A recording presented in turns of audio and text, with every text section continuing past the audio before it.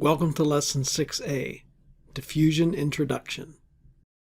We're going to introduce diffusion and talk about the diffusion coefficient. We'll compare energy, momentum, and diffusion of moles of a species, a gas species. That's the one we'll be most concerned about in this course. And I'll do an example problem. So by way of introduction, I want to do a demo, and what this demo demonstrates is this. The diffusion of any property is from high concentration to low concentration. So normally I do an experiment in class, but I'll have to describe it here and you'll have to use your imagination to think about this experiment and what happens. Consider a classroom and we're looking down from the ceiling. There's a table at the front and this is me standing at the table. And what I do is I steal a little bit of perfume from my wife and I spill a little puddle of it on the table. And then I ask the students to raise their hand whenever they can smell it. So what happens is we start diffusing from this puddle radially outward in all directions. And so what happens is after a few seconds, this person might raise his or her hand first, and then this student, and then this student, and then pretty soon this one maybe, and maybe this one, and everybody smells a little differently, but pretty soon they're all raising their hand, and there's like a wave of this hand raising that keeps going out, that's spreading outward as this vapor, the vapor from this perfume diffuses into the room. That's an example of diffusion, and in a large classroom it works very well. I once had a very rectangular, narrow classroom and all the people in the front row were like first, and then the second row and third row. It was pretty cool. Perfume makes me sneeze. Well then, Ned, it's good this was a virtual demo. The point of this little experiment is that any property, in this case species, the vapors of this perfume, diffuse from an area of high concentration to an area of low concentration. So they diffuse, in this case, in that direction. And you can express this concentration in any units you want. Mass concentration, molar concentration, mole fraction, partial pressure. It turns out that if you look up the vapor pressure or saturation pressure of a liquid, the partial pressure will equal the vapor pressure at the liquid surface. And so when you have a puddle of something, that's why you get evaporation, because you have PJ equal PVJ right at the surface, and then PJ is small here. So you have evaporation from a high concentration expressed as a partial pressure to a low concentration expressed as a partial pressure that's lower. Now this little experiment is directly applicable to evaporation of VOCs and also diffusion of plumes. So we do evaporation of VOCs. I study that in more detail in my indoor air quality class 405, and in ME 433 outdoor air pollution, we're looking more at plumes. So these are the two applications of this little experiment.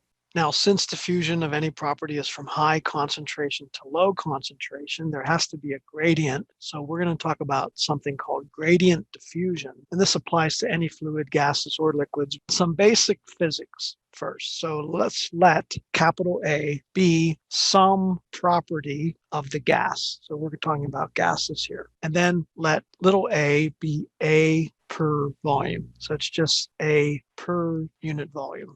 And so some examples would be A could be energy, and then little a would be energy per unit volume. Capital A could be species mass, and then little a would be species mass per unit volume. And that, of course, would equal CJ, the mass concentration. And then finally, species moles per unit volume. This would be C molar J.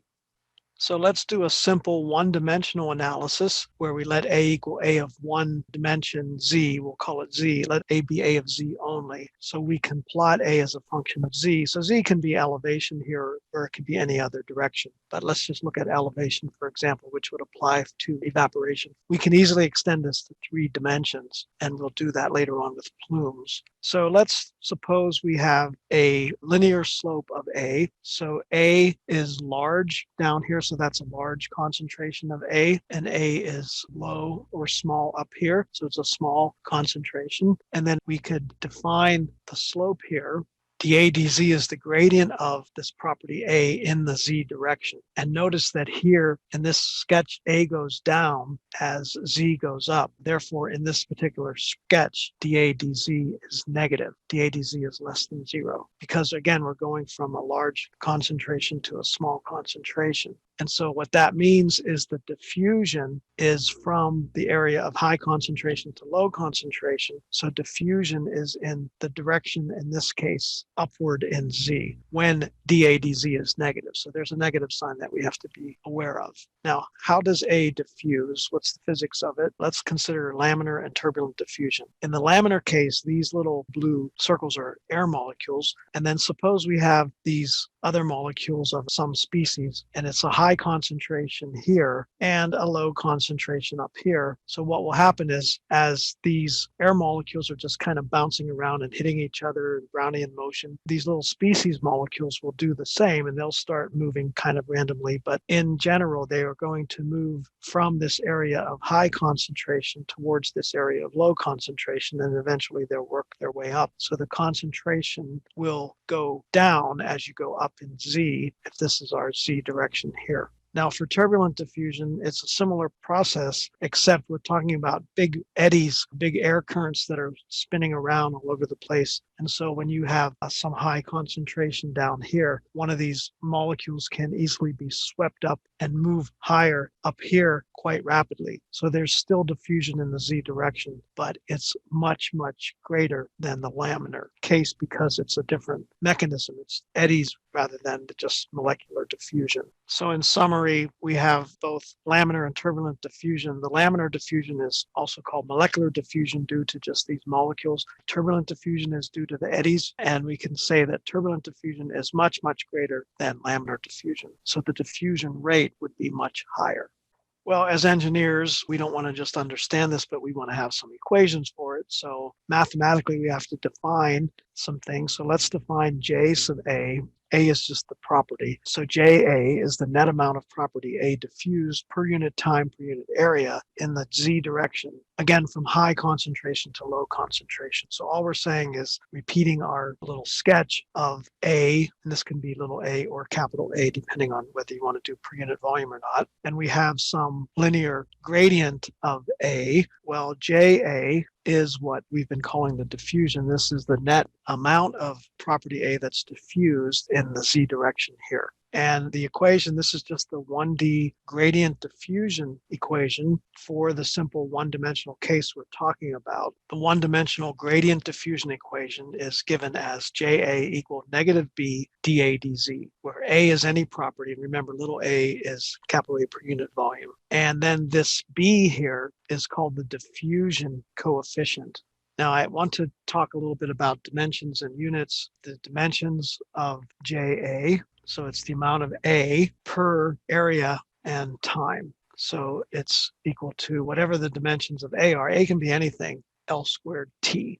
And then we'll want to come up with the dimensions of this diffusion coefficient as well. But before I get to that, I just wanted to say that this diffusion coefficient, B, determines how rapidly property A diffuses from high concentration to low concentration. It's called the diffusion coefficient. And I just wanted to comment too about the sign. Notice there's a negative sign in this equation up here. And this negative sign is there because dA dZ is negative, and when dA dZ is negative, JA is positive in the Z direction. Remember, the slope of this is negative. This slope is a negative slope. A is decreasing with Z. When you have a negative times another negative, you get a positive. So JA is defined as positive in the direction of Z, and so JA is positive when these two negatives cancel. So JA is positive in that direction. Be careful with your negative signs. They should cancel out when you plug in numbers. I always give this as a little example in class as a poll question when I teach live. The primary dimensions of JA and property A are known. We don't know what A is. It can be energy, it can be species, whatever. But JA dimensions are A over L squared T, like I showed you above. And little a is just A per unit volume, so it's A over L cubed. And here's our one-dimensional diffusion equation. Which of these is correct as the dimensions of this coefficient B? Okay, well, let's work that out. From the diffusion equation, we can solve for B, basically. That's just the dimensions of B. When you do dimensions, you don't worry about negative signs. So from this equation, we can write the dimensions of B are the dimensions of JA over dA dZ. And then we just plug in these guys and do a little bit of algebra to get our answer. So we just plug in the dimensions of JA on the top and DA DZ on the bottom. And I just point out here that the dimensions of DDZ are 1 over length, since Z is a length. So JA on top, DADZ is the dimensions of A, and then the DDZ gives us a 1 over L. These A's cancel, and then you end up with L squared on the top and T on the bottom. So the correct answer is L squared over T. And so the dimensions of B are L squared over T. The units of B are typically meters squared per second. And I want to emphasize that all these diffusion coefficients are the same units regardless of what is diffusing. Another way of saying this is that all diffusion coefficients have the same units, meters squared per second, regardless of what property is being fused. I typed up a table to illustrate the diffusion of 3 different properties. We're going to look at energy, momentum, and mass, species mass, number of moles actually of species J. So let's start with energy since you're most familiar with it. This is the 1D diffusion equation for all of these properties, for any property A. So we'll let capital A be energy, or mCpt. This is a review of thermo basically. So little a is A over volume, which is m over volume CPT, or rho CPT. So let's let A be rho CPT. So rho and CP are just constants for a given fluid. So this is really a gradient of temperature. JA is Q, what we call little q, the heat flux, rate of heat or energy transfer per unit area. So here's the dimensions. The diffusion coefficient B in this equation is called the thermal diffusivity. Kappa is K over rho CP, or K is the thermal conductivity. And the kappa has dimensions of length squared over time, as all diffusion coefficients must. And then this equation becomes, substituting in our JA is Q, our B is kappa, and then our little a, DDZ of A is here, so that we can write the equation directly. Or you can write it in terms of this property, K instead of kappa. So that's the heat diffusion equation that you're probably familiar with. We can do the same thing with momentum, so fluid mechanics now. Let A equal the magnitude of momentum, or M capital U. Again, divide by volume, we get a density. Little a is rho U. So we have a gradient of magnitude of velocity or speed. What's JA? Well, in this equation for the gradient diffusion, this is a shear stress, and there's a negative sign because of the way we define tau, so I'm not going to worry about that negative sign. What we're saying is that tau is this rate of change of momentum, or force per area. The diffusion coefficient is the kinematic viscosity, nu, which is equal to mu over rho, and it has to have the same dimensions, of course. And when we plug in our diffusion equation with these values of A, JA, and B, we get this equation, which reduces to tau equal mu du dz, which is the equation for 1D shear stress. This is one of the first equations we teach in our fluid mechanics class. And don't worry about the negative signs there. We're talking about negative tau. And then finally, the one that we're most interested in this course is number of moles of species. We'll call that NJ. So capital A is NJ, little a is NJ over V, or the molar concentration. So we have a gradient of species. You can think of it in moles or mass, actually. JA is the molar flux then, rate of transfer of moles of species J per unit area. And then DAJ is the diffusion coefficient. It's called the binary diffusion coefficient between air and J. That's what the A means air, J means species J. DAJ is length squared per time, as it has to be for all of these diffusion coefficients. All these B's have the same dimensions and units. And then the equation, again, our 1D diffusion equation, just becomes JJ is negative DAJ DDZ of C molar J. This is called Fick+law. And Fick+law is something you may or may not have seen before, but this is the most important equation in air pollution analysis of diffusion, because we're typically looking at how chemicals, vapors of gases diffuse, species J diffuse in air. If you multiply both sides by the molecular weight, you can write this in terms of mass concentration instead of molar concentration, but those are pretty much the same thing. So this is the one that we're going to use, we're most interested in this course. Now let's do a quick example. We have ethyl alcohol. It's a volatile liquid evaporating from a puddle. So we have some kind of a puddle of this liquid alcohol, and it's evaporating at SATP. And so this guy, Ben, he measures the molar concentration at 2 Z's, call it Z1 and Z2. So he measures the molar concentration at those 2 locations in order to be able to calculate this term in our equation. We need the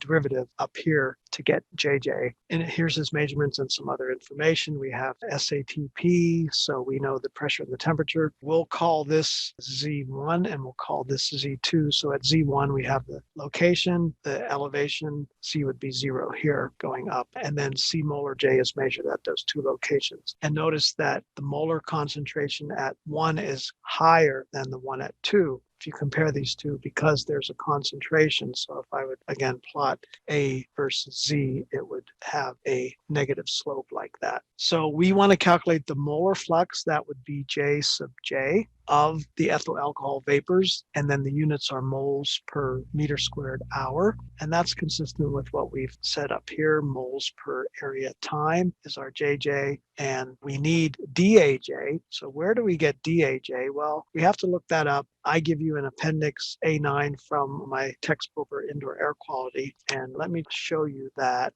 So on Canvas, I'll show you this. If you go down to useful files and links and expand that, and then if you scroll down, you'll see this appendix A9 from the Heinsohn and Cimbala textbook. You click on that, and this is Henry's law constant and diffusion coefficients for contaminants. The middle column is the air diffusion coefficient, D. We call it DJ air in the book, but that's the same as DJA or DAJ are the same. So DAJ, this is DAJ. And it's in these strange units, there's a 10 to the minus 5 meters squared per second. So make sure you know what that means. We'll look at ethyl alcohol, about the middle of the page here. I don't have my pointer on this, but it's 1.02. And this means 1.02 times 10 to the minus 5 meters squared per second. And there's a little footnote that if you scroll, there's 2 pages of this with other chemicals. And we say multiply by the exponent shown. So make sure you know how to do that. You don't get that exponent wrong. But ethyl alcohol 1.02, and then from up here times 10 to the minus 5 meters squared per second. So I looked that up, and this is the value of DAJ. And since these two Z's are pretty close to each other, for lack of better information, we'll just take a simple linear slope. So we'll approximate DZ of C molar J as C molar J2 minus C molar J1 over Z2 minus Z1. And then we use our equation that we had in that table for molar flux of species J. And then if we combine these two equations, we get this final equation. And then the last thing to do is plug in our numerical values. So I'll do that. So we plug in our binary diffusion coefficient between air and species J that I looked up. So that's this. And then we have our C molars and our Z's. And then this is just a unity conversion factor. So I get finally JJ to 3 digits is 0.113 moles per meter squared hour. And so that's our final answer. If we knew the area of this puddle here, we could just multiply by that area to get the amount of moles per hour that's being evaporated. Thank you for watching this video. Please subscribe to my YouTube channel for more videos. 1, 2, 3. That's all there is to it.